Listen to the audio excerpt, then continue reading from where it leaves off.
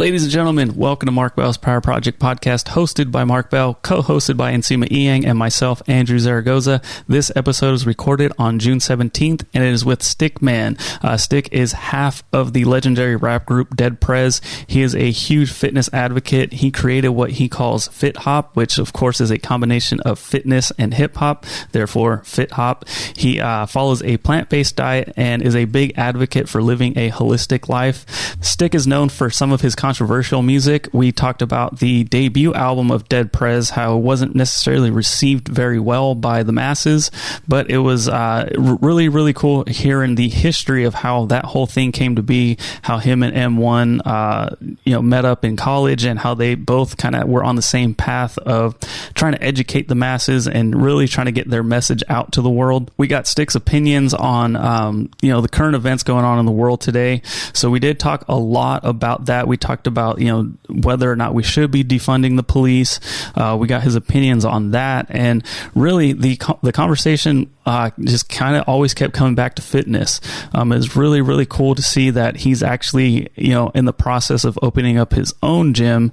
And Mark just really wants to remind everybody that just because you may or may not agree with some of what someone says doesn't mean you can just get triggered and start spouting crazy things on the internet. Just listen. We're just having the conversation. We really hope you guys do find some value out of today's conversation. He said some very, very powerful and impactful stuff. So again, just have an open mind, and if you guys do like what you're hearing, we're going to put Stick's social media links down in the description down below, or the iTunes show notes.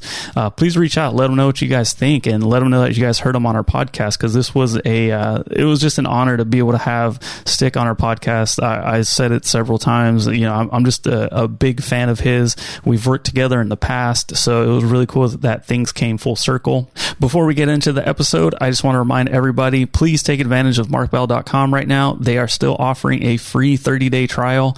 That includes the paid site and the paid premium side of things, which of course that's where you guys can put up points on the scoreboard, literally points on the scoreboard. It's a awesome motivational tool and a way to keep yourself accountable. But for the extra premium side, the extra more betterist side, you guys can actually train with Team Super Training. If you're not in the Sacramento area, we'll bring the gym to you. You guys can follow everything that Team Super Training is doing, the whole program. It'll all be laid out for you, so you guys can train with the team even if you guys aren't in the area. Again, it's absolutely free. The only thing is you have to register before the end of June, because after that, the 30-day free trial will be gone. That's it for me. Really hope you guys enjoy this episode. Again, please reach out to Stick, reach out to us, let us know what you guys think, and ladies and gentlemen, please enjoy the show with Stickman. So Nsima still hanging out at the podcast studio. Have you ever? No, this isn't the studio. This is actually the background of Zoom. Oh, okay. That's a really, really good background. It doesn't look pixelated at all for some reason. They've done updates. Yeah. I was just thinking maybe you just never left. No, man. I just got the just like your background. Mm-hmm. Mine is just HD. I'm excited for today's podcast, man. It should be good. Yeah, dude, I'm really stoked. I worked with Stickman somewhere around 2010, 2011 on a video that we filmed in Oakland. It was right after the Oscar Grant Bart thing. Yeah, so that was heavy on our minds, and but I mean, first and foremost, I've just been a huge fan of Dead Prez since their first album. And what's like, how like when you're at that age, like you'll like that music more than anything, and that's why I'm like the grumpy old man that doesn't like new hip hop.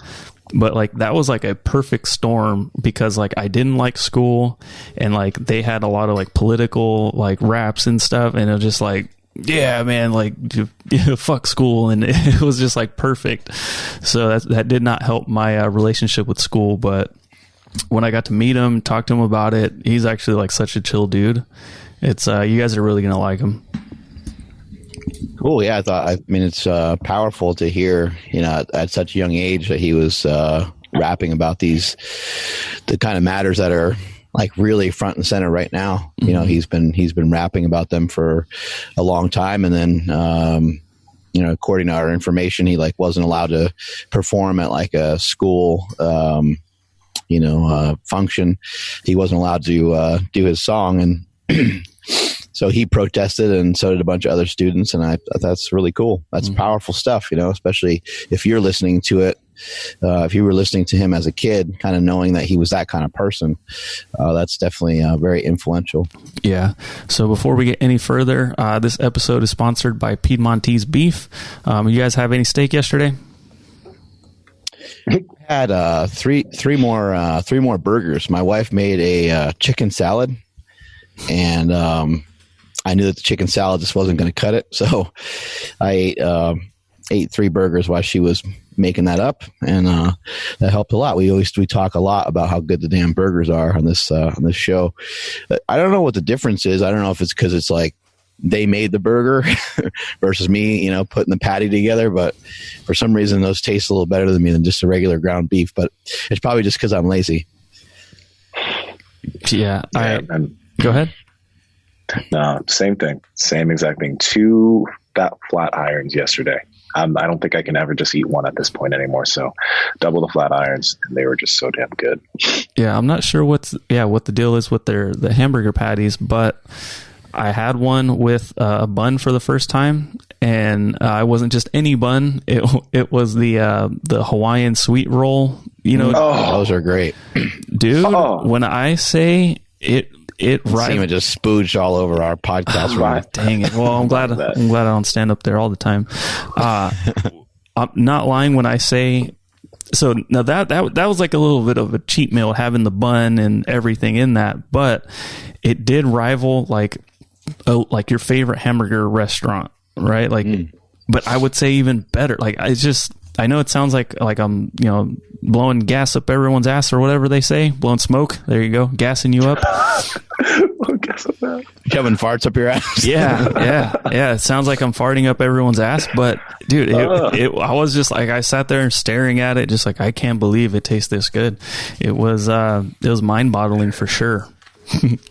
So love it. Don't forget about those sliders, and also, you know, it's the time of year for some barbecuing, so get yourself some hot dogs from Piedmontese. There you go. 21 grams of protein, 10 grams of fat.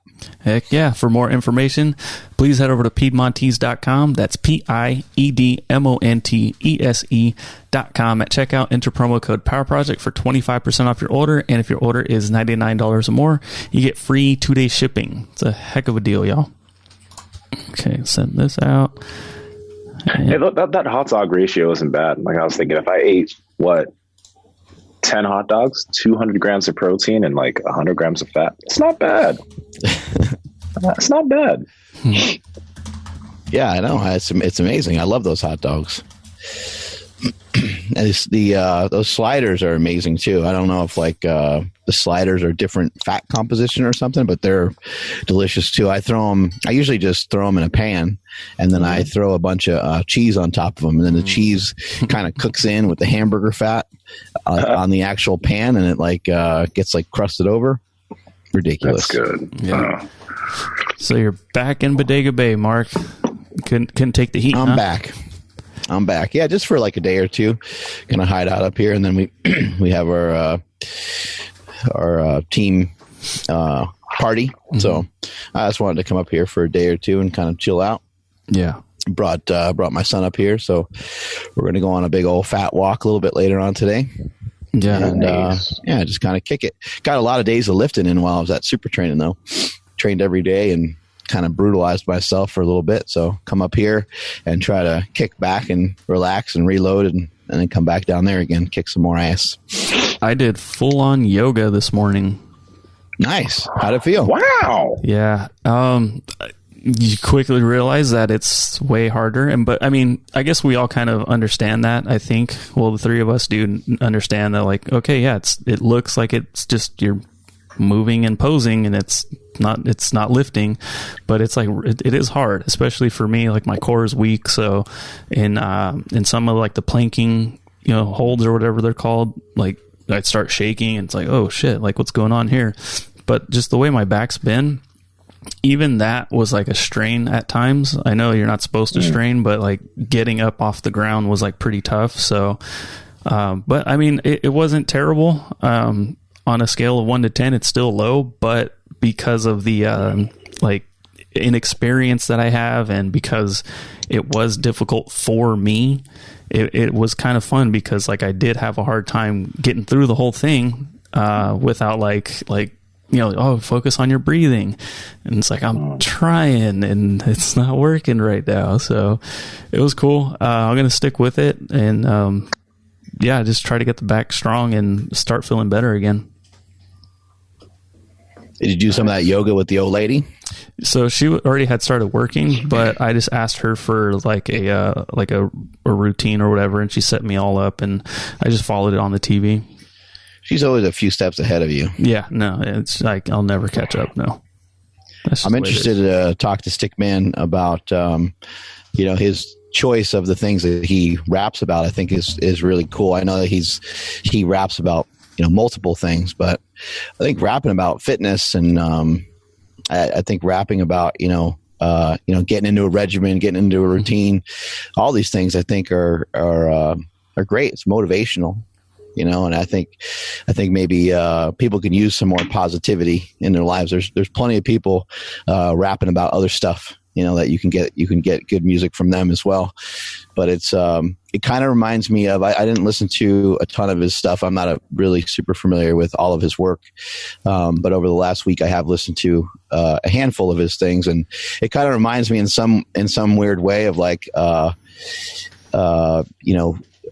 comedian that chooses just not to cuss, just somebody who chooses to maybe go a slightly different route, even though I know he's rapped about, inner city things and things he saw growing up, and he still rapped about many similar things. I like that they also chose to enlighten people with some different style of music. Yeah, they're so Dead Prez's first album, I believe it's their first album. They might have had some like underground stuff that I wasn't able to get my hands on, but the Let's Get Free album, I mean, it went against the grain in so many different ways. I mean, at that time, I know there was like socially, or what they call them, socially conscious rappers or conscious rappers, but nobody did it on a platform the way they did. And like I remember that album, like I saw it on the shelves, I bought it, and then when I go back to like Sam Goody, I don't know if you guys remember that store back in the day, Tower Records too, I would see their album cover and it would have stickers all over it, and it would say like, due to the powers that be, we can't show our album cover or something like that. And just like, whoa, okay, so they were, not only were they going against the grain, but also like they were getting a lot of blowback from the stuff that they were talking about and the album cover that they had on. So it was, I mean, like I said, I don't think anybody else was doing it at that time. This was probably like, 2000 maybe. And or maybe even, no, it was about 2000. And it was just cool that they like just didn't give a fuck. They're just like, nope, this is what we want to talk about. We could easily sell out, and go the mainstream route, because him and M1 are just so damn talented, but they're just like, nope, that's not what we want to talk about. Yeah. So it's always interesting to me when rappers tend to like, they don't do what's popular. Like nowadays, the big thing, the big thing for a while has been like mumble rap. And so like when rappers still tend to hold substance, it's really enjoyable. Yeah, it's not mainstream and it's not what everyone is listening to, but when a rapper chooses to forego that easy money for something that is really maybe not as much and tends to be a little bit less popular because that's what they want to do, that's where you have like a really, really, really interesting person.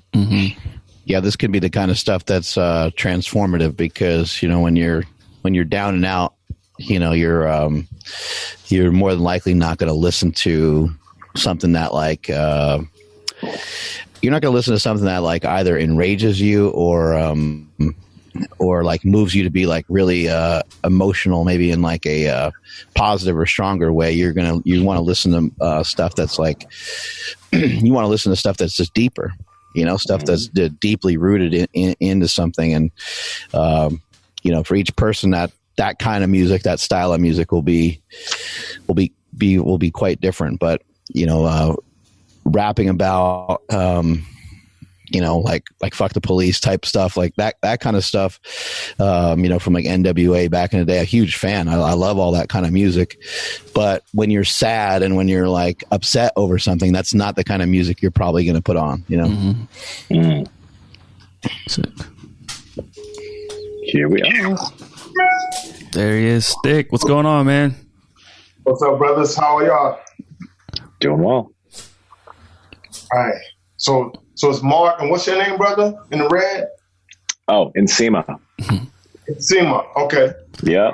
Yeah, and so my name is Andrew. I don't know if you remember back in about 2011 when you did a track with Brown Buffalo, the Corazon remix. Corazon, yeah. Yeah. So I was actually the one that filmed that video. So that was the first time you and I worked on something. Okay, fine. Yeah, so I'm grateful that you hopped on our podcast, man. It's really cool to get to talk to you again. Unfortunately, back then, that was right after Oscar Grant at BART Station had happened.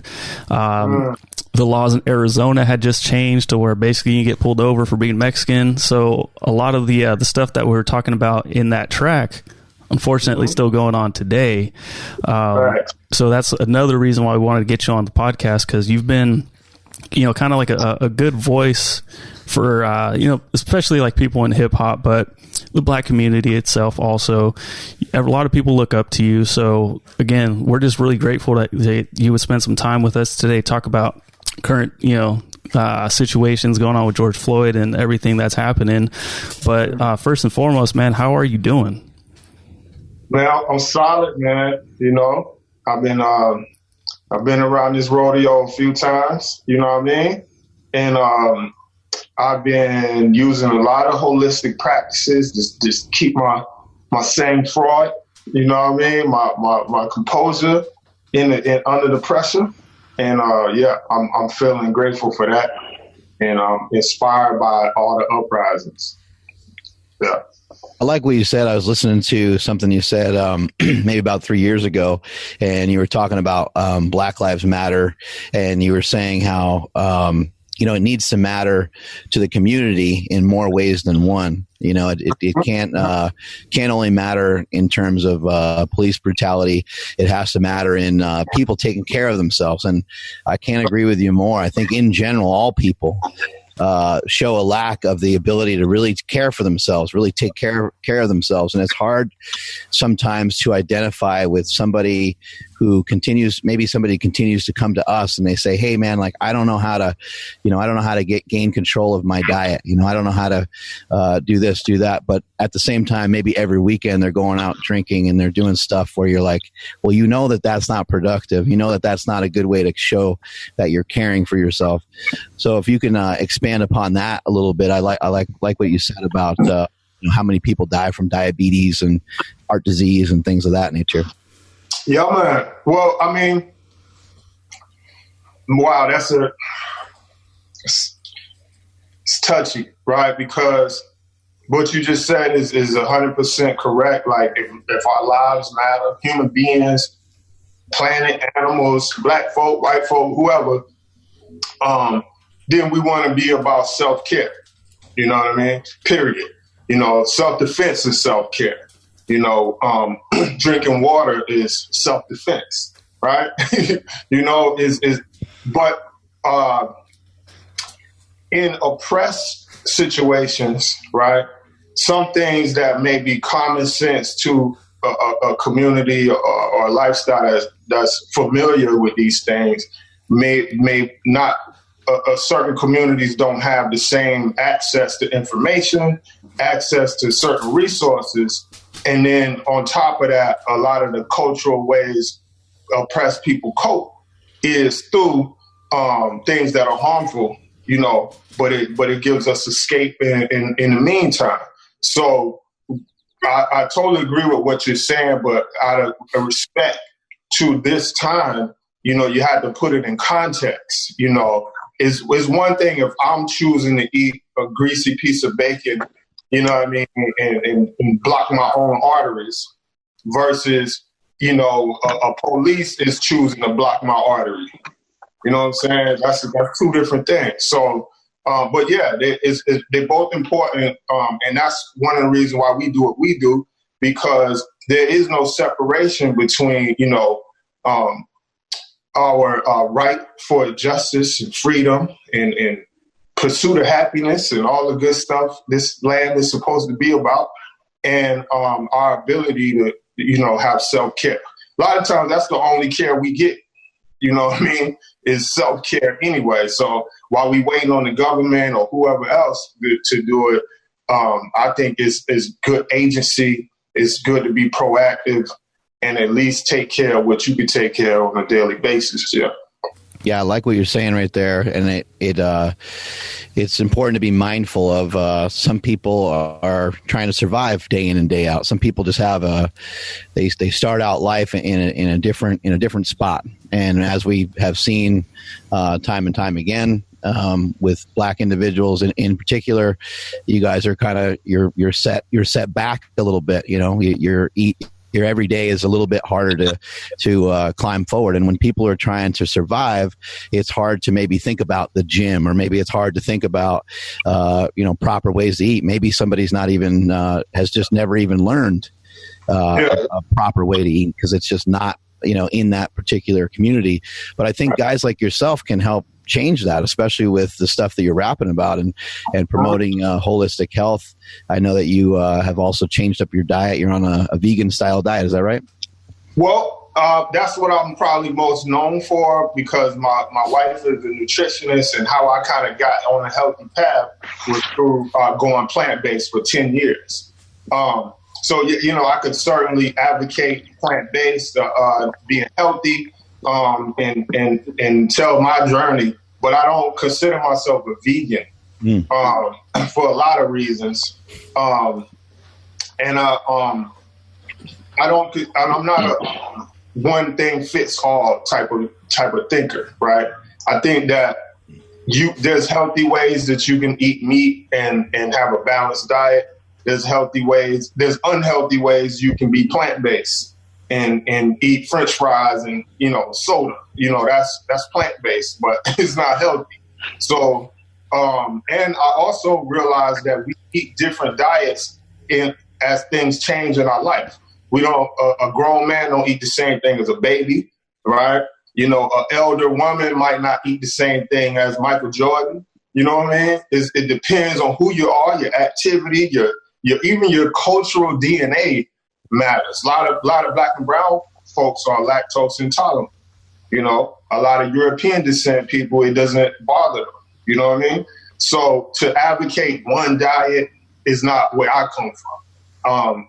I believe that holistic nutrition is something that anybody can apply, and you can kind of like experiment and find what's working for you at this period in your life, and just keep it moving. Yeah. I was curious about something, and especially with everything that's going on right now, George Floyd, Breonna Taylor, all those types of things. First off, these types of things have happened for a long time. I think one of the big reasons why it's spreading right now is because, number one, people have phones, media spread is much larger, and then also people aren't paying, people are stuck at home, right? So it's like the perfect storm for a lot of things. Exactly. Perfect storm for a lot of things to be brought to light and for people to be paying attention to it. But when you look at your music with the Dead Prez, even from a while ago, it seems like that music, it was relevant then, but it seems to be even more relevant now because everybody's eyes are on these types of situations. So I was curious, how does it first off feel to have that music last so long in terms of its messaging? It kind of almost is, it's kind of sad that the message is still relevant. You know what I mean? Yeah, I feel exactly how you're saying, man. You described it to a T. It's unfortunate that a song like Police State, right, can be one of the most relevant songs 20 years later. You know what I mean? This should be in a museum somewhere. Remember when human beings was ignorant and we grew, and you know what I mean? Now we out here and everybody's helping each other and all that. But The reality is when we were trying to spearhead this kind of consciousness, right? The industry of music and the greater society itself try to put us in like a radical bag, right? Like what you're talking about is radical. Really, justice in the United States is radical. Really, revolutionary ideas in this country was founded on the American Revolution, right? Not being exploited by Britain, right? Not being under the tyranny of, other people. The right to pursue happiness and have freedom, right? Like, this is all we've ever talked about. But because we're Black, right, and because real freedom and justice is a threat to exploitation and oppression, which is really the foundation of what we live on in this country. So to see it 20 years later, have relevance, I'm inspired by it, but I'm more inspired by the new people, the new young people, the millennials, who was like, screw listening to some rap. We in the streets. This the precinct that did that, it's ours now. You know what I mean? Seattle was like, we gonna hold this block down. Minnesota was like, we don't need police no more. We're gonna do something different. We're gonna have public safety, and we're gonna get the community involved. And why does if a mental health person with mental health issues is going through something, why does the armed police go? Why not the mental health counselor, right? If a domestic violence case is cracking off, why is the police going killing people instead of a marriage counselor? You know what I'm saying? Like, it's different ways to live. And I think this generation is they've seen it, they've heard about it, but when it hit them, they reacted, they responded. And now we're getting some unprecedented moments of clarity. And so many, every day I wake up, what was the one I woke up to this morning? California voted for, shit, I'm forgetting. It's so many, but it was like, I never thought I would see that. If it comes to me, I'll remember, but it's just there's new results from people being fed up. And to add to what you said, bro, not only is it that we have phones, not only is it that we are sitting idle largely, right? But it's worldwide, right? When Rodney King got killed, it was the United States. It was LA, and then it was the United States. When Abner Louima, he got raped with the plunger by police. When Sean Bell got shot 52 times. When this is my youth era, right? But these same names now, George Floyd, Ahmaud Arbery, Breonna Taylor, and there's some in the middle, and it's all over. But when it was happening then, it was a U.S. thing. But George Floyd and the modern lynchings right now, the world responded. It's in human history, it's the biggest worldwide police brutality protest in human history. Just has happened in 2020. And this is the 20th anniversary of our album, Let's Get Free. So what a gift that the world said, yeah, let's actually get free, man. What do you think are some possible solutions to the situation with the police, with police brutality? And I hear people talking about defunding the police. Some people are saying, hey, we need to fund them more. We need to educate them more so that they can, have better training and various things. What are some of your thoughts on that? Well, I think experts, there are experts who study sociology and political science and law enforcement and, all these ideologies and things that I would defer to for a comprehensive. I think those people put together what we already have, though. Okay, well then there you go. So my opinion is more of, I think collectively people have the answers, but individually we have a piece. You know what I mean? So I say that humbly to say this. So definitely I feel like giving police more money, right, it doesn't make any sense. Giving police even more training, right, doesn't make any sense, because think about what you're saying when you say police. We know police is killing everybody, killing black folks and other people left and right. Being their administrator, even if a person is quote unquote guilty of whatever they're doing, the job of the police is not to kill them, right? But we arguing over that as a community. So to say, oh, if you have more training, you would know you're not supposed to choke that man like that. You know what I'm saying? Like I don't feel like it's a lack of training or even a lack of education. It's the racism and it's the impunity within a greater system that can happen. And they feel like nothing, they can get away with it, and they are getting away with it, even on body cams. You can't buy enough body cams. We watch it on the body cam and they get off. How much equipment, how much education, how much legislation, none of this stuff is stopping people like George Floyd from getting murdered. So I think, like many other people think, that you have to say this bureaucracy called a police department is defunct. It is not working. It was set up to be a slave catching, institution, and it's not rehabilitating people. The prison industrial complex, etc., is horrible. If we want to talk about police, look, let's not even start talking about the conditions in prison and the inhumane treatment in the railroad and the criminal corruption in that whole equation. So you have to do away with that whole department. And you have to say, how can the community make itself safe, right, without oppressing itself, right? And making, there's a whole lot of ways to demilitarize that structure. There's a whole lot of ways to decriminalize a lot of things that have become criminal.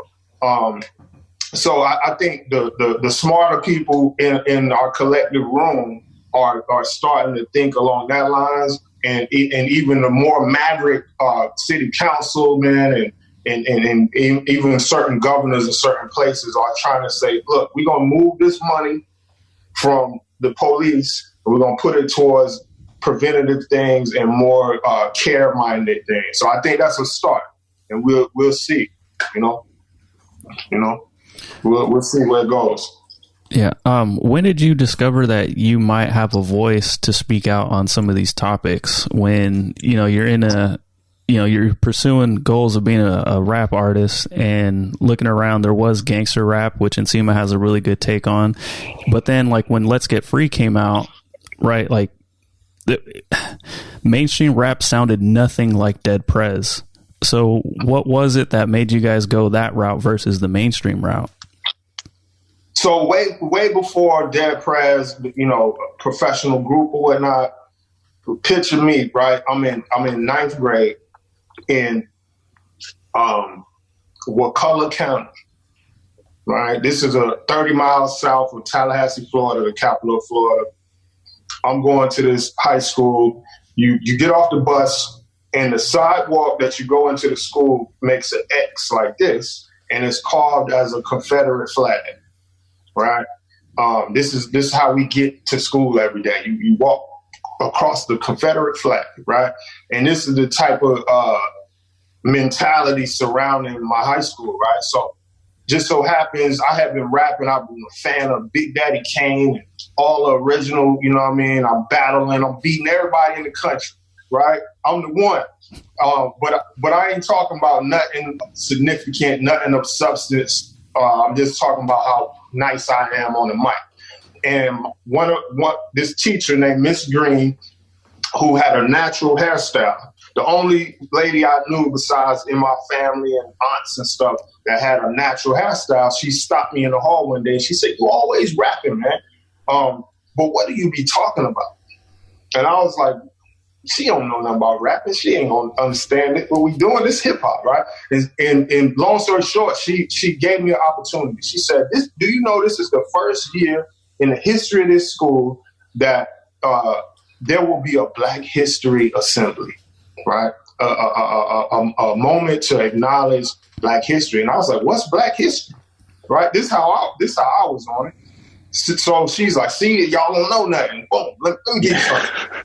So she gave me some books, and she was like, if you write a rhyme about your history, I'll let you perform at the assembly, and you could do one of your battle raps and, you know, the stuff you want to do, right? So I was like, oh, do some school shit real quick, and then I can rock, you know? And so I was like, yeah, no problem, right? Got me some instrumentals. Long story short, I started looking, and I'm like, I see Huey Newton. You know what I mean? I'm like, who is Huey Newton? Go down that rabbit hole. Malcolm X, all these, you know, leaders and heroic people I had never even heard of. And they talking about the issues that's going on, but I never. So I'm like, boom, I'm Neo in the Matrix. I write this song called Black as I Could Get, right? In that moment, like, I'm black as I could get. Not this black. If I could get more black, I'm more black, right? And, you know, just that passion, right? And I write this song about our history, all this stuff I wasn't learning in school and yada, yada. And I get on stage for the assembly. The beat bumping. I'm center stage. I'm hitting it. And all of a sudden, my principal of the school, a guy named Wade Nobles, who was the Trump of my era, cut the mic off in the middle of my performance and walk on stage and start talking over me like, we're not having that, all this. And just like now in 2020, when we thought that we're used to justice not being served, right? We're used to that. We expect no justice, right? That's exactly what I expected in that moment. But the people stood up just like we did in 2020, and the kids was not having it. They was like, why he can't say it if it's true? Next thing I know, full melee mode. Every kids is wilding, windows is getting broke, all type of shit is going down. And I became the center, not intentionally, but I became the center of this protest, of this rebellion, of this moment that I had the right to say what I was going to say. This was our assembly, and we should have that right. And the parents, everybody in the whole community came. I'm speeding forward because this was an impactful time. This was the shaping moment in my journey. But I got adopted by the community because I got kicked out of school, and that, you know, I got expelled. So, but the community groups adopted me. The Nation of Islam, the church, the Baptist church, the Greek organizations, the Alphas, the Cubes, street gangs, you know, everybody in the community was like, we're not going to let them railroad this young brother, and you're welcome here to learn, to be supported. And that obviously made me realize the power of when you speak and you speak to the issues in the community, you know, that's powerful and is needed to put voice to issues that don't have a voice. So that shaped my revolutionary mentality early. And then I went in that process of being incubated with different groups. And I eventually joined a revolutionary organization called the African People's Socialist Party. And I became a member, and I got political education. I did security. I built in certain real estate. I held classes, martial arts, you know, et cetera, et cetera. And then I met M1. You know what I mean? And he was on the same shit. And then we organized for years, Chicago, Oakland, Florida, St. Petersburg. And then we said, let's rap. So just, you know, just to answer where that came from, it was way before the music. And that was the mission of Let's Get Free, was to be the voice for those platforms, you know. Seems so ridiculous to be censored, you know, during Black History Month, rapping about Black history. But I think sometimes like ridiculous behavior sometimes leads to better action, like what's going on in Chaz. I think some people look at Chaz and they're like, what the hell is going on? Like, this is complete madness. But what you were mentioning earlier about, freedom and the way the United States was developed in the first place, a lot of chaos and a lot of crazy things were going on. People were fighting each other. People were killing each other, unfortunately. So, hopefully at some point, some of this chaos leads to us correcting old errors and we just stop making the stupid, same mistakes. And we're hopefully another 20 years from now, we're not talking about the same thing. Right. I agree, Mark, man. And it will. I think that the human journey is an evolution. You know what I mean? It's definitely, or it can be a devolution, but, I'm optimistic. I'm hopeful that, and I think we are. I really do. I think even the fact that we can have this conversation right now, 50 years ago, like, I don't know if that would have been the case. You know what I mean? So, that's progress. Yeah. I'm curious also because, first off, we already kind of touched on how you, like yourself, there's guys like, I think Mos Def too. The guys I listened to, like Mos Def, Talib Kweli, and Common. Those were a lot of artists that I listened to back then. But you were also part of those individuals that had a lot of substance in the way they rapped, right? And obviously there was also the gangster rap side of things. And the thing about gangster rap is that it was more popular, right? So I don't know if this is necessarily correct, but the reason why I thought about this a lot is because gangster rap is what a lot of people saw as, okay, this is what black people are. Fuck the police and blah, blah. This is what they talk about. This is how they are. And it kind of even hit home to me because I have a lot of family in Nigeria. So I went to Nigeria when I was 16 to go visit family. Right. And I was there for almost a month, and people could tell, even though I was Nigerian, people could tell that this is a kid from America just because of the way I walked and the way I spoke. And yo, man. Yeah. But bro, like when I was talking to like younger kids and teenagers, they'd be like, "Hey, what's up, nigga? Like, are you part of the Bloods, Crips, and stuff like that?" I'm like, I'm not in a gang like this. But the thing is like that's what those people, even in that country, saw of what an American black person was. And I was just like, yo, if people in other countries think I'm already like that and they haven't even met me, I'm not surprised when people in my country automatically stereotype me for being that way because of what they see on TV, So my question is like how do you feel about that? Yeah, that's a great point, man. And I've witnessed that around the world in traveling, and you in different places, and white boys be like, "What up, my nigga?" You know what I mean? Like, shit like that, and you like, "Hey, bro, like let me. I'm gonna tell you one time." You know what I mean? That ain't cool. I know you heard it, but that ain't cool. But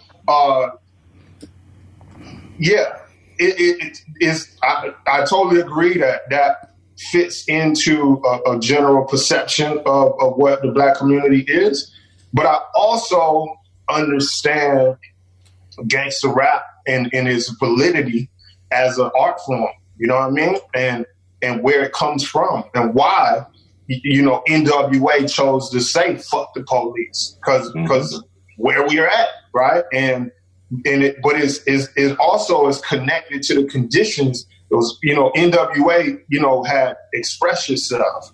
They had fuck the police. They had 100 Miles and Running. Like they had it was gangster because LA was gang culture, and they capitalized on that reality, and that in the nuances in oppression, right? You're not gonna find like monks, in the projects, just sitting in the projects, just peaceful, just tolerating all kind of mistreatment. Like that's not the culture. You know what I mean? So gangster rap gave voice to really what was happening on the street level, whereas before that, R&B and hip hop and gospel music and all of that would act like that's the underbelly. That we all had people in our families doing gangster shit and all that, but that wasn't a public discourse. You know what I'm saying? So that community, that reality found its voice. And it was important because that's who said, fuck the police and told you why. No, none of the positive rap, none of that wasn't talking about that. So even though I agree that, but it also made slanging dope cool. You know what I mean? I remember when Easy and Ice Cube had them starter jackets and the curl and all that. Everybody wanted the curl and a starter jacket and some Jordans and whatever it took to get that. You know what I mean? You was willing to do it, you know? But we know that to blame gangster rap for the quote unquote negative image of our community, we know it's way bigger than that. We know they've been promoting images of our community as negative, as backwards, as 3/5 of a human being, you know, since colonization, you know? So gangster rap is just a symptom of the self-hate and the corruption of society in the first place. So I would rather gangster rap exist so that we could discuss it and unpack it than to sweep it under the rug just so we could look squeaky clean, you know what I mean, to the rest of the world. You know, that's my 2 cents. Wow. You've gone as far as getting arrested and standing up for your rights more than once. Can you speak about that a little bit? Because I find that to be interesting because you know, we know how dangerous that situation can be. So you figure you'd just be like, "Hey, I'm gonna, you know, do what the hell you say." But you were standing up for stuff that you believe in, and then you believe you were being harassed. Probably, I would imagine, right? Yes, sir. But no, I've definitely tried. Like I don't, you know.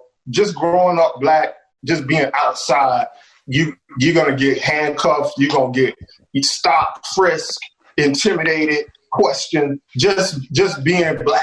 That just happens. And plenty of times I try to be like, what? I didn't do nothing. What do you want? You know what I mean? And you still get harassed. So at a certain point, I just was like, man, I'm just not going for it, man. Like I don't feel like feeling pumped today. You know what I mean? I got my own shit going on, and now here this dude come. You know, so you start resisting the intimidation for no reason. And then I start racking up disorderly conduct. I learned that that's a charge that police can pull out on you because you don't say, yes, sir, boss. Yes, sir, boss. You know what I mean? You know, disorderly conduct. And then now you're going to jail. Now you're paying fees and taking pleas and all this shit. But there, you know, that was just early, young teenage shit. But then as I started to move in the movement, I learned that it's your responsibility to stand up for your rights.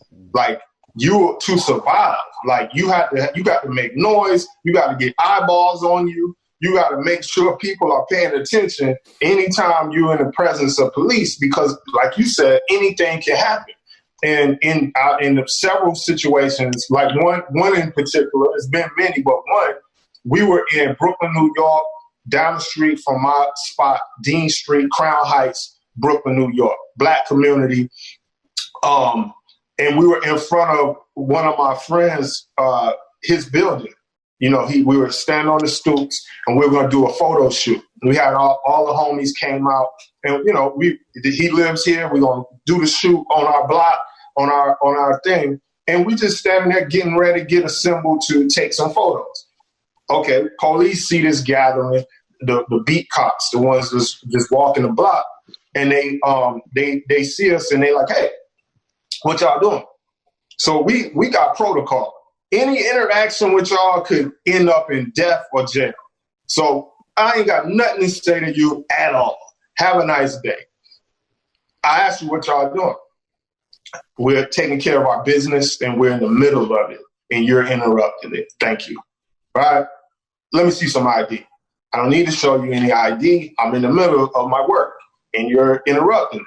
Next thing I know, we squabbing with police. We squabbing, right? Police rib get cracked. My homie hair get yanked out his head. We all handcuffed.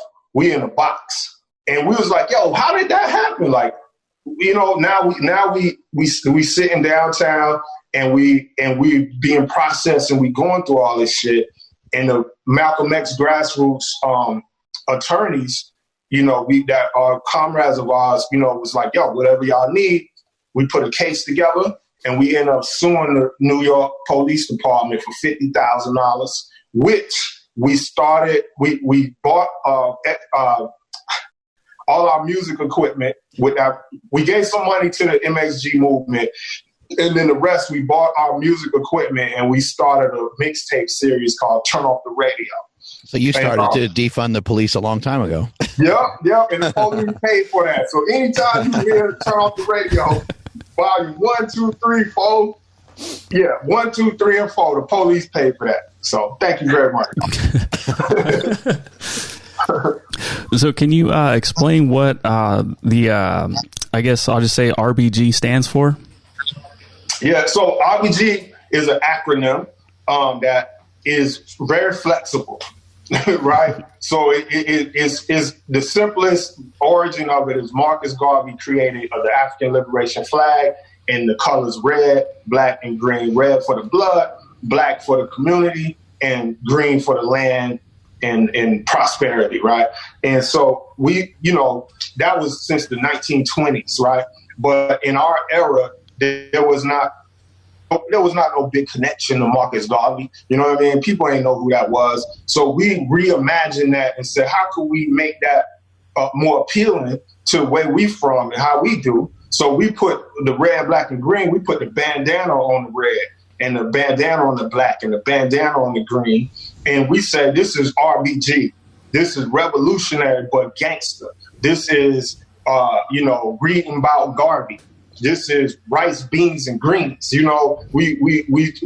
gave it a way that the culture could hip hop, our liberation and feel, make it stylish, make it fun and add some lingo to it, right? And a point that my brother was making about gangster rap, right? Why we always considered ourselves not conscious and not gangster, but revolutionary, but gangster, is because simply this: a revolutionary, right? It doesn't always have to be like burn down shit and destructive. A revolutionary really just wants fundamental change that empowers people. Right? They want the power in the hands of the masses of people to control their own lives. That's a revolutionary. Some people do that shit peacefully. Some do it with the AK, whatever. But they're trying to end corruption. They're trying to overthrow corruption. The gangster, though, is somebody who says, look, my job is not to change the corruption. My job is to dominate in a corrupt environment, right? And not be a pawn, not be a victim, right? So the combination of that is we want change. We want positive change. That's the revolutionary side.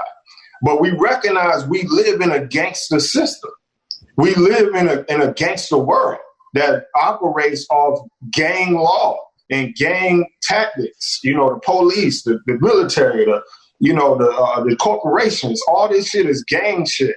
So we're not under the illusion that is not the reality. And so wherever we have to be gangster, that is common sense. And, but our ultimate goal is to change it fundamentally. That's where we were coming from as young, what the fuck do we know, 17, 18, 19-year-olds, you know what I mean? Over time, I've grown as an individual, as a man.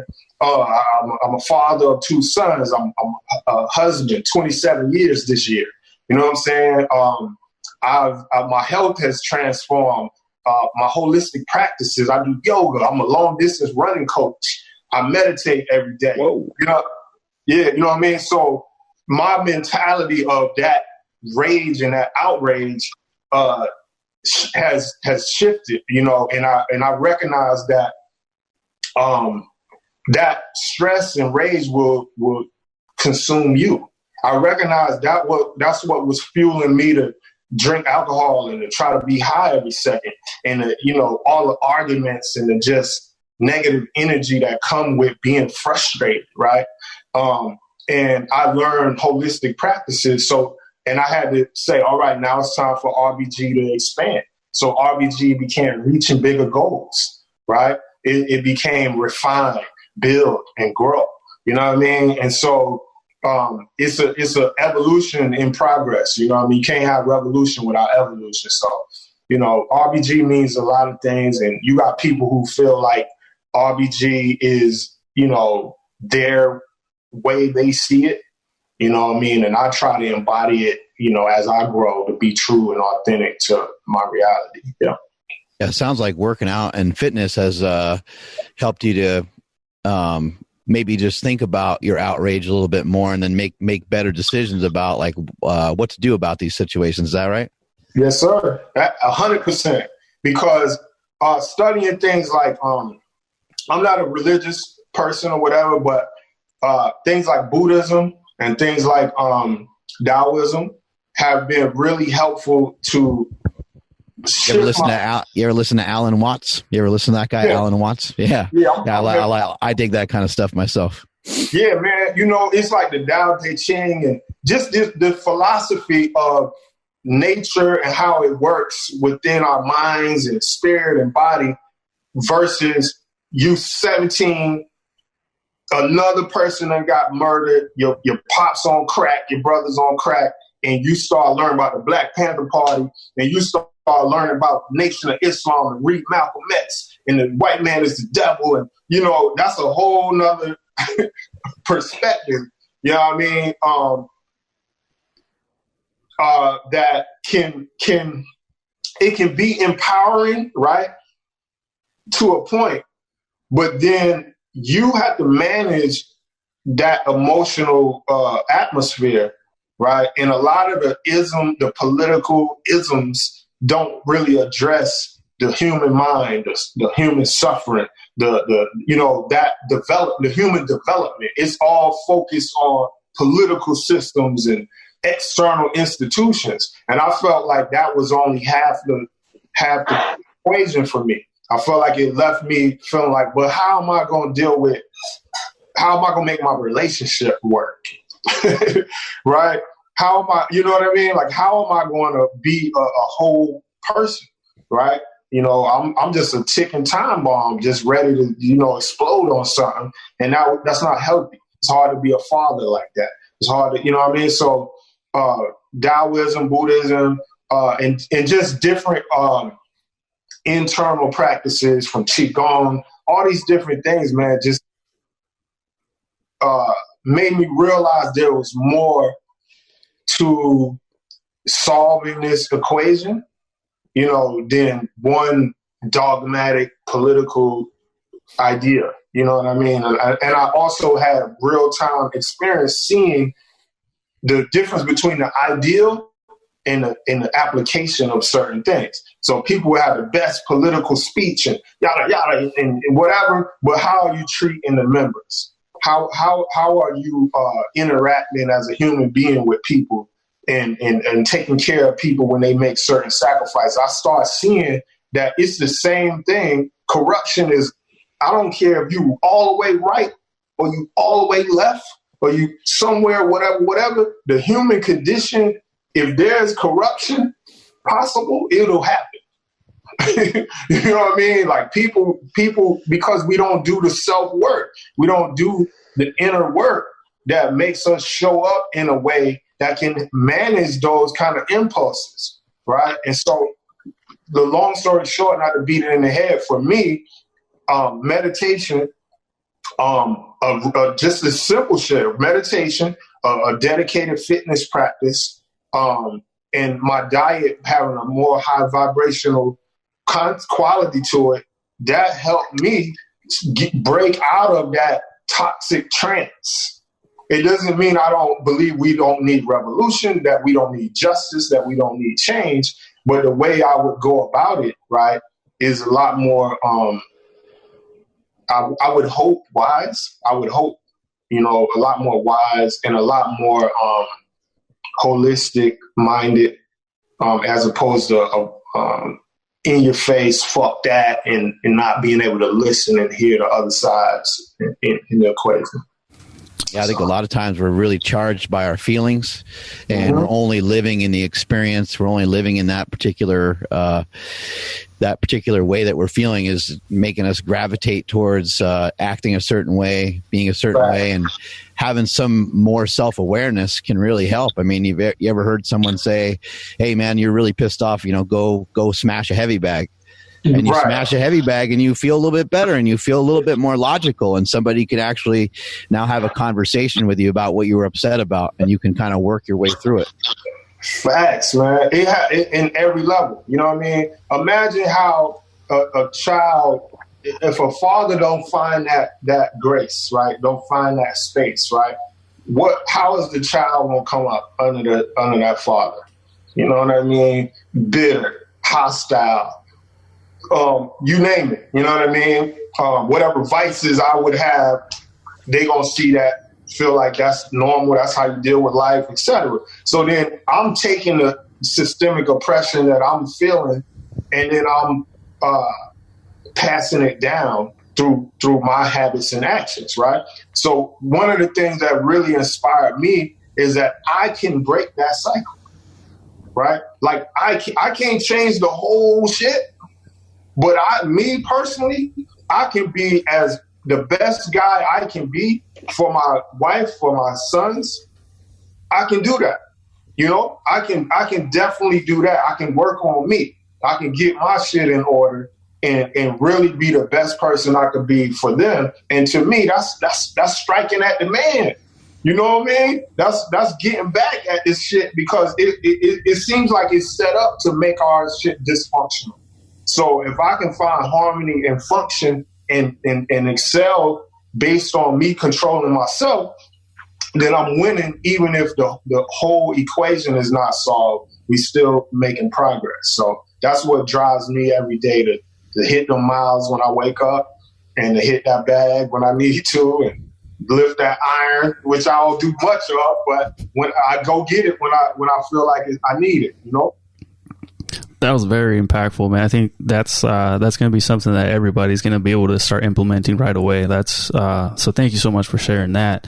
One thing I wanted to ask is, have you had any conversations with the current events, with some of your colleagues? Cause I know Immortal Technique has been speaking out a lot on Instagram, but I don't know. I just wanted to in my head, I'm a fan, right? So in my head, I'm thinking all my favorite rappers, they all speak on the phone or something like that, on their off days.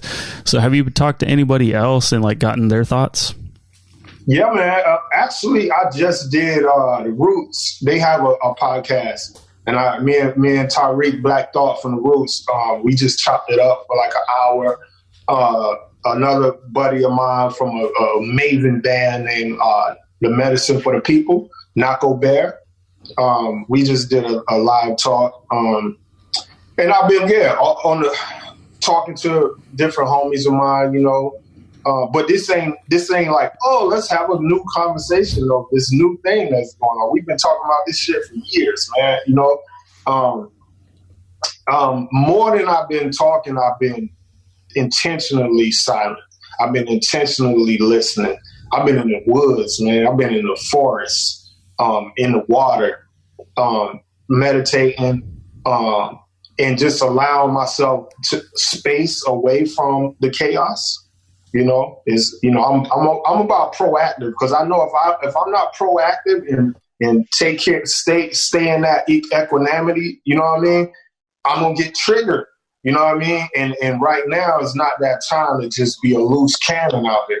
So I've seen certain shit popping off. I was like, I need to get in the forest.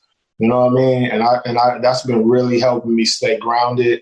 And when I do have something to say, I hope that it's not reacting. I'm not trying to add on to the confusion. I'm not trying to pump nobody up or do nothing stupid. And I'm not trying to tell nobody not to stand up for justice. I want people to be safe.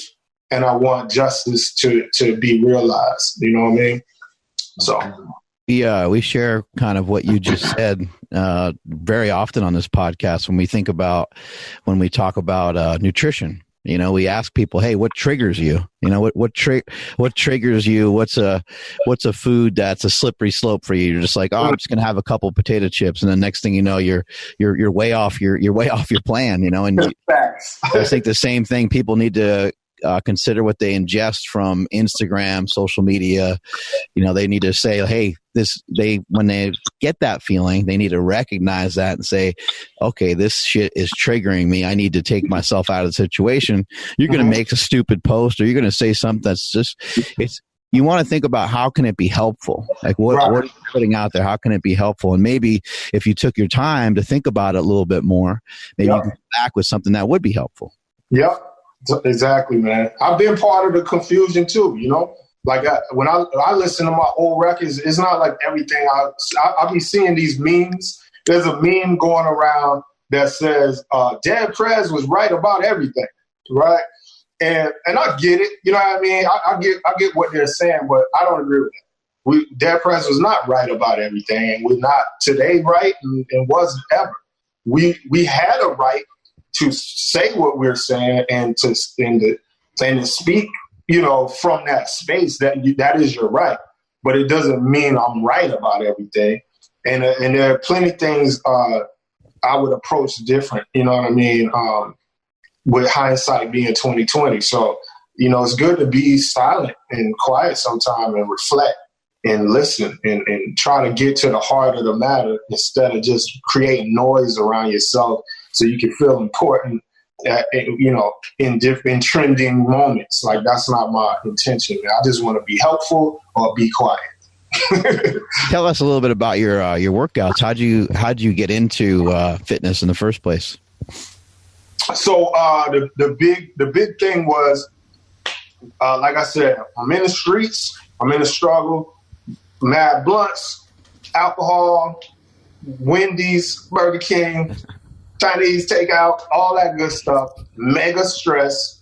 Wake up one morning in Brooklyn with an ankle this big. Found out I had gout at 21, 22 years old. Right? That's how hard I was going. And the doctor, what doctors do? They be like, oh, write you a prescription. Let's get you in the system, And my wife, my girlfriend then, been with the same person. She said, nah, like, you're too young for this. And she said this quote that I always remember. She said, I believe in the body's natural ability to heal itself if given the proper tools. And I was like, all right, I trust you. What I got to do? She put me on a plant-based green diet. I did all these colonics, which was not fun, but I got rid of gout naturally, no medicine. And then now I have this leg that I have been taking for granted, right? Because I'm limping and just crippled, 21, 22-year-old. Now I got my leg back. I'm ready to run, kick, jump, do everything.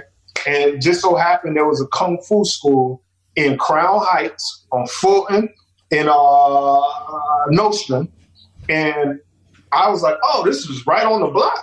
Went in, signed up. For 2 years, I'm banging out Wushu Quan Kung Fu from gout, right? And that experience was so powerful, bro, because obviously I had to become disciplined to even show up to class. I had to, when I'm not in class, I had to work on my different katas with the belts and just to have stamina in the training. It just took over my life, and I found, like, I really like this hard shit. I really like the discipline of this. Man, I needed this. Started doing my research, and I was on, like, rites of passages in different societies, and how young people, young men in particular, go through warrior training, right, to channel that rage and that potential for destruction in a harmonious way. And I realized that's what martial arts could be for me. And so I was studying that about the African culture. So I was like, well, if Asia has Wushu Quan and Kung Fu or whatever, what Africa got? That's where everybody comes from. They had to have some martial arts. Did my research, found Ile Ijala, started taking that African martial art a couple years. Bruce Lee always been a hero of mine. I found out in Canarsie, which was like 3 train rides from where I live, there was a Jeet Kune Do school. I went, I begged the instructor. He took me on. It was like a really small, highly skilled class of like 8 people. And I was the new dude. And I begged him, I'll sweep the floor, whatever.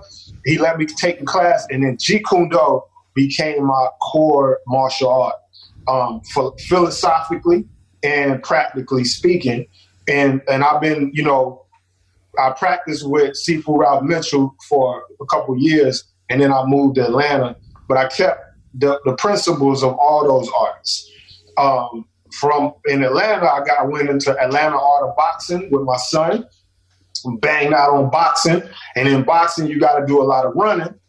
So I started running, and I fell in love with that shit to the point where I did marathons and all that. And then I got certified to be a long distance running coach with RRCA.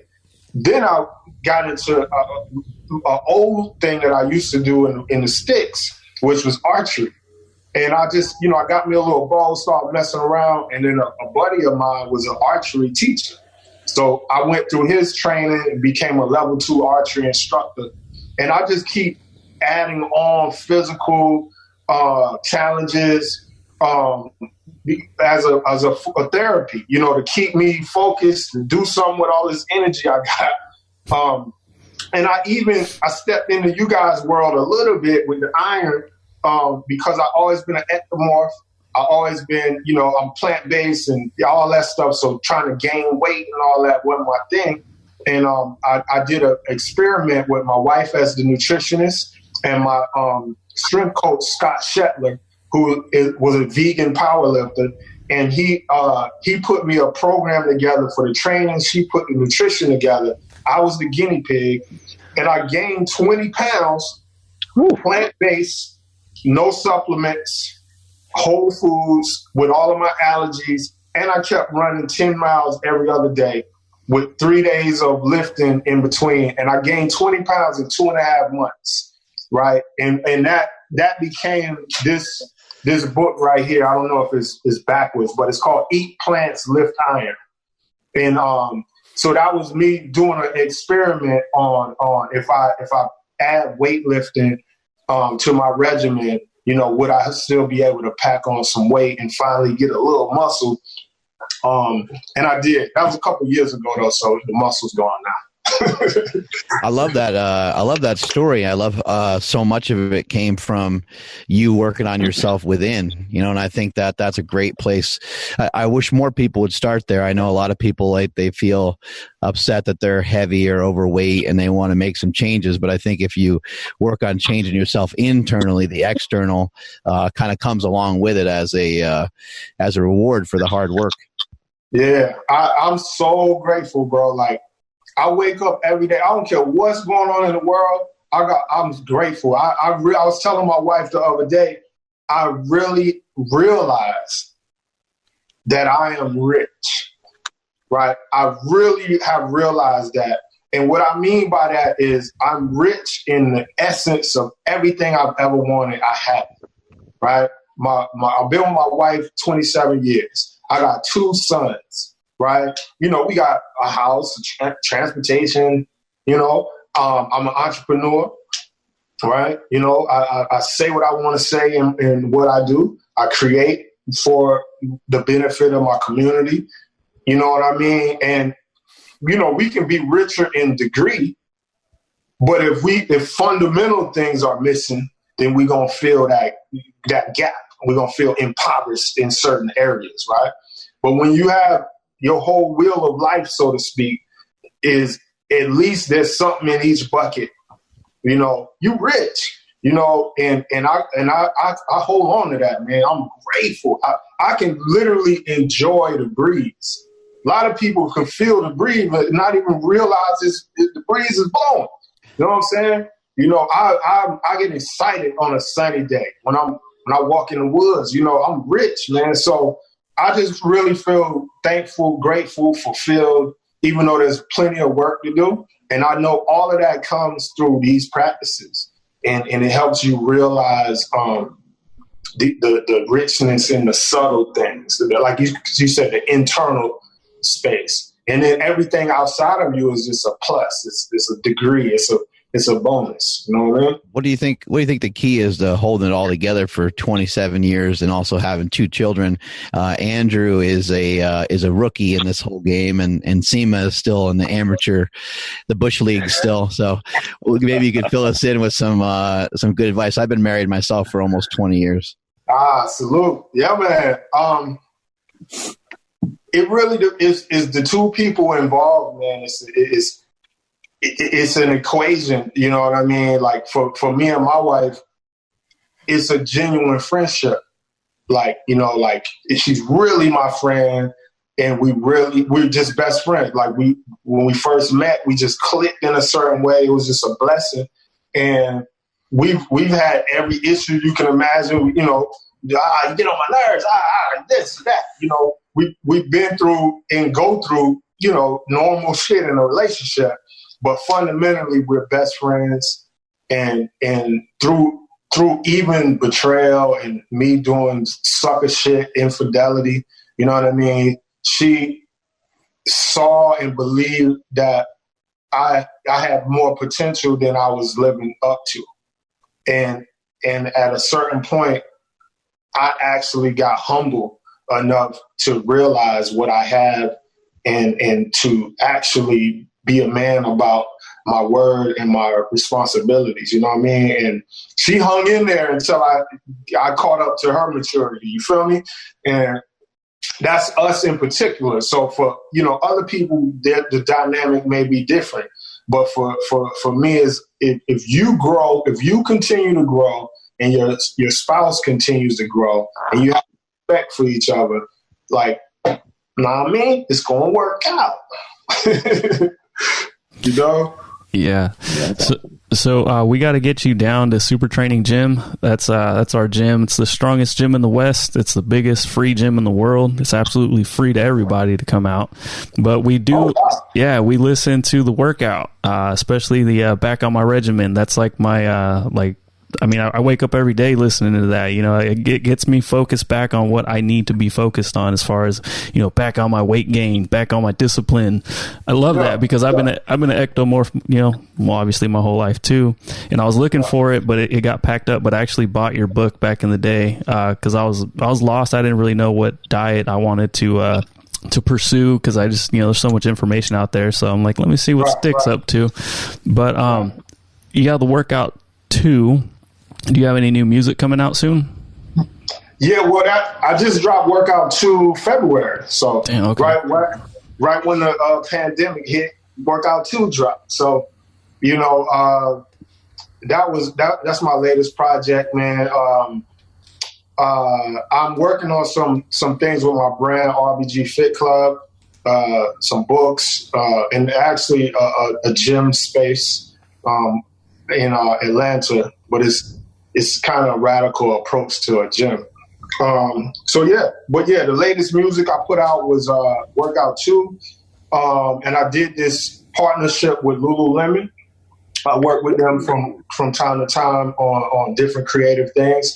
And the project was called Experience Fit Hop, which is, for people who don't know, that's what I call my genre of music. That blends hip hop with healthy living. And so we told this story in a short doc that I co-directed with Maya Table about this young girl who is 14 years old now, but she was 10 when she started boxing. And she wanted to box. Her dad was old school, like, girl ain't boxing. She did it anyway. And now she's a 12-time national champion. She just made Team USA for the Olympics, and she's just a little badass, and she trains to my music. So we got to kind of tell that story, and you know, in promotion of the album and just spreading the word on Fit Hop. You know, so I'm doing those kinds of things. I'm working right now with a director on this movie called Runner. about a refugee named Gore Maker, who was literally he's from the Sudan. In a refugee camp, he escaped and he became an Olympian. And it's his journey. And I've got a lot of running songs. So I'm trying to blend these worlds together and create a project. So yeah. You sometimes think about some of these lyrics, like when you're training yourself, when you're exercising yourself, you're like, man, I need to put that into a song, because like maybe you lost a little motivation like during a particular workout. Mm-hmm. Yeah, that's exactly how hop is made. Like, I'll make a beat, right?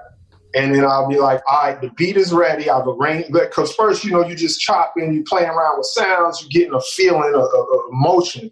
But then I say, okay, now let me make a 3-minute sequence, or let me make a 30-minute just repeat, and then I'll take it on my run, right? So now I'm in the run. Or I'll do calisthenic pyramids. Like, y'all know what that is, right? Like, you'll start with 15 push-ups, then 14 and 13, right? So I'll put beats on. It's like method acting, where, you know what I mean? If you're going to play a smoker, you got to smoke. So if I want to express running or lifting or whatever, I'm going to do it to the beat. And then I'm like, what came to me?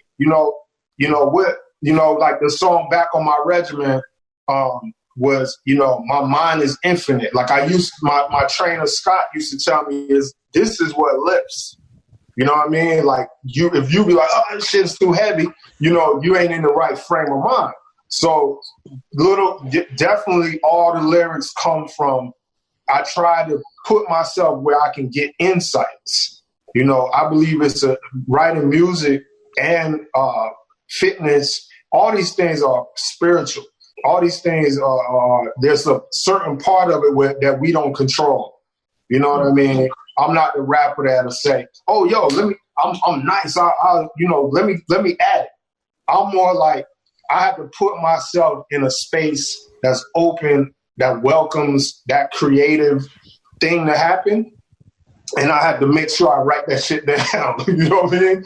So I'm taking notes from the spirit as what might move me or what might move somebody else. And then every time I release the album, I'm testing it. Because if people say, get that shit out of here, that's whack, I don't like it, I wouldn't train to that, I'm learning, like, okay. But so far, people have been like, yo, I ran a marathon of this shit, or, So, yeah, man, but I believe it comes from the spirit. And I just put myself in, I put the beat on and put myself in the activity, and that shit just comes. Yeah. That's awesome. Cool, man. Thank you. I'll go ahead and Nsima. I wanted to know, because you mentioned that you're opening a gym and it was a radical take on a gym. So are you able to talk about what that means, or is that something you're keeping under wraps right now? Let me see. What could I say? I'll say I could say think outside the box. I could say that. Okay. Much. You know what I mean? Raise the roof. I could say that. I could say breaking the glass ceiling. I could say stuff like that. But if you know me, I love the outdoors and I love being outside. So our concept of a gym is kind of like beyond the doors, and it's kind of radical innovation on it. So obviously I want to present it before I start talking about it. But I'm so excited I done brought it up. You know what I mean? So we purchased some land. We purchased 3 acres in southeast Atlanta, Lakewood. It's a residential area, and I believe that a gym can be so much more than a place to lift weights. You know what I mean? I think it should uplift you. You know what I mean? And you certainly, can be uplifted in a regular gym. Like, you definitely can. But I think sometimes the culture of gyms emphasizes the physical aesthetic result right? And not necessarily the holistic nurturing of yourself. And people will do anything to get your chest swole. I'm taking anything I could take to look like you look. You know what I mean? Your genetics, your work ethic, none of that don't matter. You know what I mean? I'm gonna just take this shit that, look like you look, And I think that comes with the culture of gym life, you know what I mean? And too much. And so I feel like in order to have a different effect, you actually have to create a different atmosphere and take people out that box. You still be strong as an ox, but you don't necessarily have to be inside a box, you know what I mean, at the same time. So we've been working on it for a couple of years, developing the idea and how to make the business of it make sense. Because I'm interested in how you guys have a free gym. Like, you know what I mean? Like, how does that work, business-wise, Because we've been trying. Yeah. It doesn't really work out great business wise, but I created some products. I'll have Andrew maybe get in touch with you through some email, and we can send out some products to you so you can check them out. But I created a product a long time ago, about 10 years ago now, called the Slingshot. It's a upper body device for like push-ups, bench press, dips, things like that. And then behind that, we created a bunch of other products like knee sleeves, elbow sleeves, wrist wraps, all that kind of stuff. So we'll send some out to you. And that's how the gym is free, because I've had some great customers over the years, who enjoy the product. People share the product. People are excited about it, and it helps people. So I've been very fortunate to be able. I've always wanted to have a free gym since the time I was a kid, since I first started going to a gym, not being able to afford the gym, trying to sneak in all the time without a legit membership pretty much ever. Right. I was always wanted to open up a free gym, and when I was had the ability to, it's something that just kind of called to me, so I wanted to do it. That's beautiful, bro. Salute on that. Yeah, I'm a little cool, my man. Where can people find you? Where can people find out more about you? So we are in the digital space. rbgfitclub.com is our website. And then on Instagram, STIC. Just, I got the blue check. You can find me, STIC. Yeah, we in the world. Are you still getting some of that mailbox money? Is it money still coming in from some old music that you did? Are you getting some residual checks, especially with all the stuff that's going on now and people saying that you guys had it right from the beginning? Man, yeah, man. I love it, man. That's great. We stacking now. I love it. Hey, man, thank you so much for coming on today. Really appreciate your time. I appreciate you guys, man. Thanks for having me, man. All the best. Y'all stay safe, stay strong. Man, thank you so much. Same to you. Thank you. Peace. Stickman. I remember, I think it was like Everlast. He was on Joe Rogan, and he was talking about mailbox money coming in. Just like residual checks from like iTunes or something from selling music.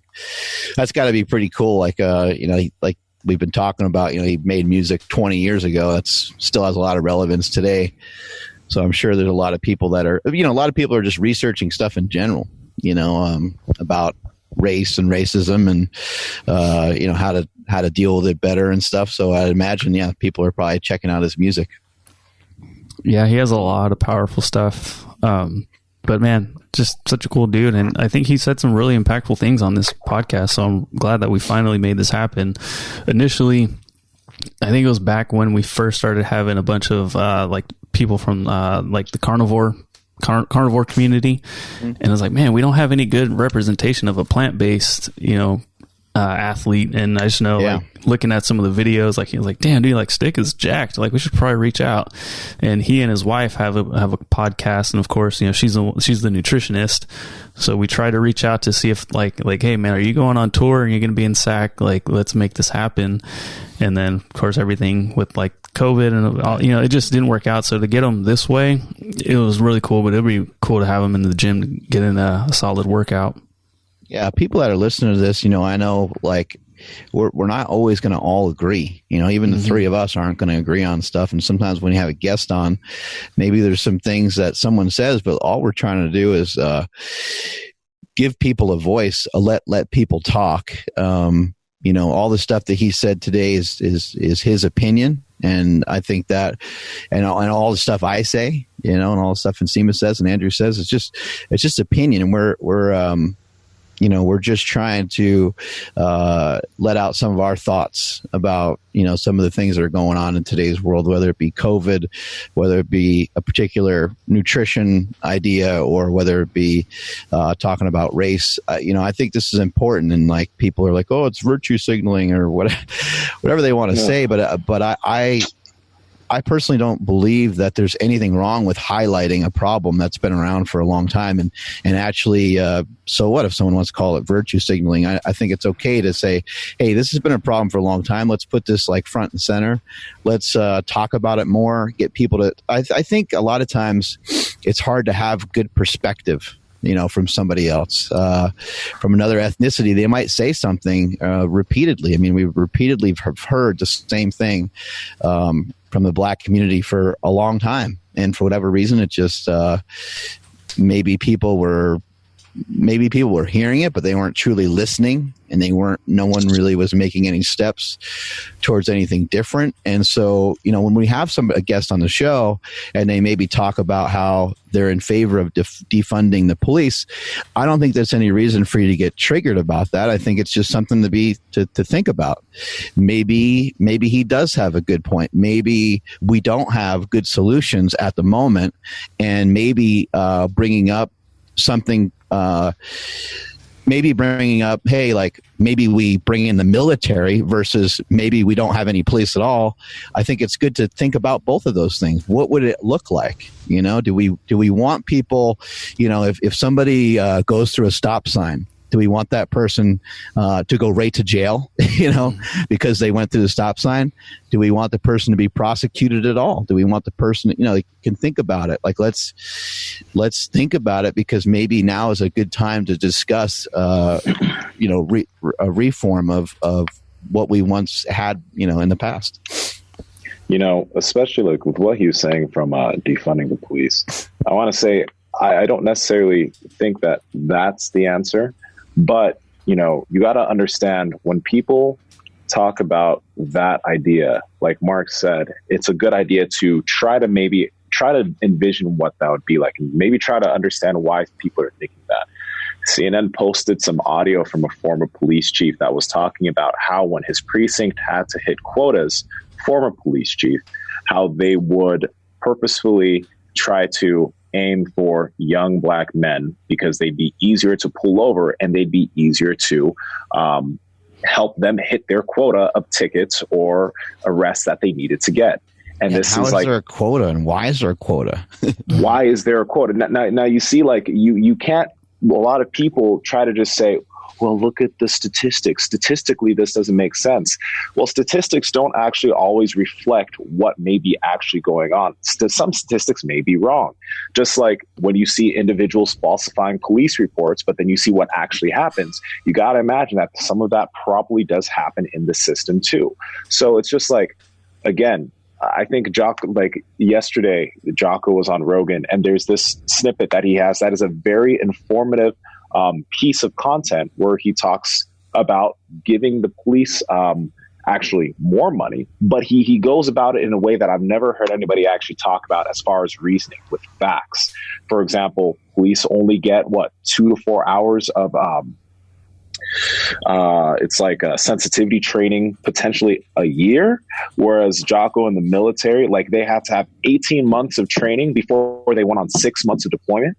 Right. So that's something to think about. Like, these guys literally are not getting training. And that is where you could understand where Stick comes in. He's like, well, shoot, if we've been doing this for so long and we've been doing all this training and nothing's really changing, why are they here? You can kind of see it. Even if you don't agree with it, you can see where both sides are coming from. Imagine if it was your job to squat and you only squatted for a couple hours every year. It was your job to bench press, and you only bench pressed a couple times every year. And none of this is an attack on the police at all either. I have a lot of friends that are in the police department, and I have great respect for anybody that wants to do that job. That is a I don't think anyone's going to argue that it's a really, really tough job. I just think that it makes a lot of sense at the moment to reconsider. I think on the Joe Rogan podcast with Jocko Willink, which you guys should listen to, highly recommended. It is 3 hours, but I think that you should dedicate the time to listen to it because they talked about a lot of things that made sense. They talked about a couple things that maybe didn't make sense, but they talked about a lot of things that did make a lot of sense, I feel like, especially when it comes to, the police department or police officers in general, just having like more training. And it's not more training so they can beat up more people. It's not more training so they can kill more people. It's more training so they can have de-escalation training. They can communicate with people better. Maybe they have more talks and more conferences and get together more and say, hey, we got to be out there in the community, and we got to, rather than like knocking on people's doors and saying, hey, what's going on in there kind of thing, or being frustrated with people in the community, why not walk the streets a little bit more? Why not communicate with people more? And now, you know the neighborhood cop. You know the neighborhood police officer, and when he sees you maybe doing something that maybe you're not supposed to, he's like, hey, dude, come on. Like, I know your dad. Like, I know your mom. Like, what are you, dude? What are you doing? Why are you hanging out with these guys? You know better than that. That's way different, right? Than chucking somebody down on the ground and doing whatever the hell's been going on. And so I think it's just a good time to really consider those things. But yeah, Jocko had some really fantastic ideas that I don't think would be hard to implement. Yeah, it was a really, really good, really eye-opening podcast, or in terms of the things that he was speaking about, as far as funding them more so they could actually become parts of the community. When he was saying it was making me think of like making police more like teachers. Like, it really just makes you think of, like your sixth grade teacher, who she is, she knows who you are, she knows your parents. It's almost like police become kind of like that. That's going to take a lot of money. Well, bringing up teachers, I think, is a really good point, because remember when you had a substitute teacher that wasn't really well respected? Like, remember the actions of the classroom, yes. Right? Like, and I've had teachers. I've seen teachers cry, in the classroom because they just can't get the students to pay attention or to listen. Somebody's, shooting a spitball across the room. Someone else throws gum in somebody else's hair, or whatever the hell is going, like, this craziness is going on in the classroom. And it's because that particular teacher doesn't have enough training. They don't know how to gain respect and how many teachers have you had before where you're like, you do not mess around in this person's classroom ever. You don't take that risk. You don't mess around to see what this guy is made out of, because you know that he's gonna take command of the room, and it's not like just a fearful thing. It's not like you've seen the teacher beat the shit out of somebody before.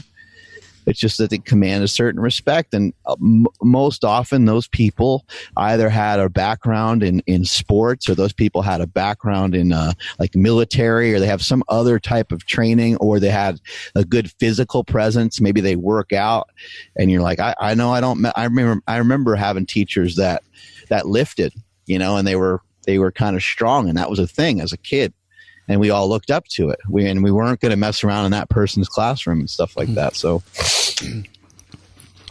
yeah, what you guys are talking about, about like knowing names and they know your parents and whatnot.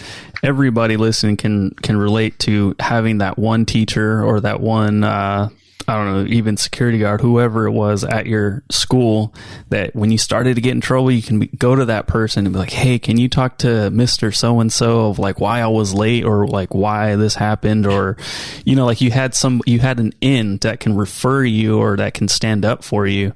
So it's almost like if, again, this would probably cost too much, and I haven't listened to the Rogan Jocko podcast, but like if there was like an officer representation, not necessarily for each block, but like maybe like a certain quadrant of a neighborhood, be like, look, if you have an issue with whatever it is, you have your man, you have your officer, right? You even have their number. You can text them, whatever it may be. So when something goes down, you can be like, dude, officer so-and-so, like this just happened to my friend. Like, can you check in and see what's going on? So it brings the anxiety down. It kind of, doesn't make it such like a pressure pot, cooker, like it can relieve some of that stress, because that badge now has a face and a name, and then they know yours. I think that could be pretty damn cool. Yeah, knowing how to talk to people and knowing how to just take the anger or rage out of a situation is a huge skill. But a lot of times, like, the police don't have, sometimes it's there's people with higher levels of training that have that type of that have that knowledge to be able to, negotiate and be able to talk somebody down.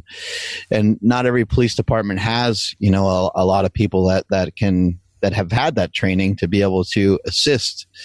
And so I think it's complicated, because, I think in some areas where they're, going to pull back on police, I think they may see an uprise in some problems. But in other areas, maybe that'll be effective. It might depend on where they implement some of these things. And I also don't think like just paying police officers more money is anything that we're talking about either. I think we're just saying like defunding them may cut off their ability to get trained properly, and you want to think about how can they get the best training possible. And I think on Rogan, I think mentioned that police officers should be purple belts. And I think that's kind of interesting. But some physical standards, I don't know exactly what all those would be, but some physical standards and make some sense. Yeah, I was thinking of like this yesterday, because I was actually, my mom and I were having a conversation about this, and I was just like, well, when we think about a society with no police, some would think that's a good idea, but that just kind of seems like a remedy for everything just to go haywire, for people who want to take advantage of the lack of protection in certain places. People are going to try to take advantage of that. Not everybody is going to be able to be armed to protect themselves. That's probably, in my opinion, not the best idea. But when you think about schools that don't have good education, well, what do you do to try to help those students? Do you take away funding? Do you do less because those students just aren't doing well? Or do you give up on those students because they're not hitting the standards that other schools are hitting? No, you try to put more money into getting them better books, into getting them better education, into getting them just more resources so they could achieve, right, and do better. And I'm like, I look at that the same way you look at the systems as far as we have as far as police. It doesn't necessarily make sense to take money away. I know people were talking about reallocation, but if we're really serious about trying to get the right people in the position for the job, then a lot of structures do have to be torn down, but they need to be torn down and rebuilt, not torn down and left there for us to have worse policing and worse quality police officers. I would imagine too, for the police department to be kind of like audited, or the police department to have its own police department, basically, who's policing the police, right? That's going to probably cost money, and so with this particular case, with this particular police officer, I mean, he was police officer for like 18 years, 19 years, something like that. It was a very long time. Has anybody checked in on this guy in a long time? I know he had a, rap sheet of, many instances, many complaints. I don't know. I never really looked into how severe those complaints are or were. But has anybody do they do a psychological evaluation?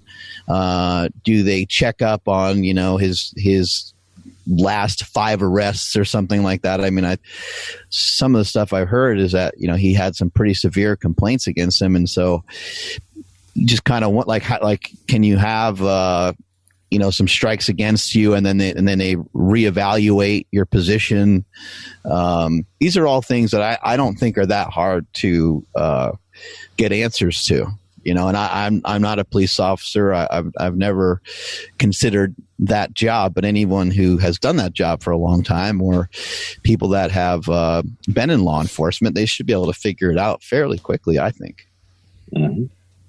Yeah, it'd be interesting if, like, even for just regular people to obtain weapons, like a gun, like you had to pass a physical test also.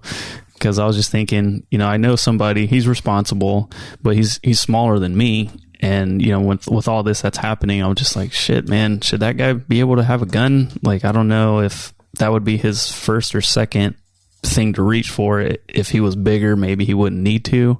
So I don't know, it just kind of crossed my mind just now if maybe everybody that is carrying, like if that wasn't their first option, you know, maybe to handle somebody or some situation without a lethal weapon. I don't know, maybe it just helped the situation a little bit more as well. But I know asking general public to, you have to be in shape to get a gun might like freak people out too. Yeah. You know, when it came to the situation with George Floyd, like I don't know what they did and didn't do, you know, protocol wise, but from the videos, it doesn't really look like they took their time to ask him very many questions, and it doesn't look like they took their time to explain anything to him. When he's handcuffed and he's sitting down up against the wall, and he's on the kind of corner of that street, and then when he stands up, they just like pull him across the street and they bring him towards the car.